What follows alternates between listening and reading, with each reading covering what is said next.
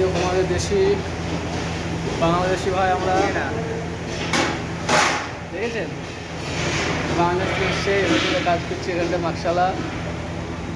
এই একটা আমাদের সাহেব পিতুলিয়া এই ডিউটির টাইমে মাগরিবের টাইম হয়ে গেছে, এখানে সুরবেলা নামাজ পড়তে যাবো। ওই দেখো মিট্টি সব আমাদের মিট্টি ভাড়া, এটা ম্যাশিং ফরম, এটা আগুন লাগানো হয় দাঁড়িয়ে বড়ো বড়ো, এটা মিট্টি ভাড়া এগুলা ইদাম বা সবজি দেওয়া হয়।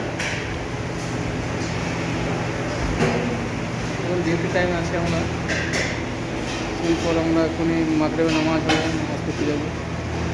তো দেখালাম। হ্যাঁ তামিল বলো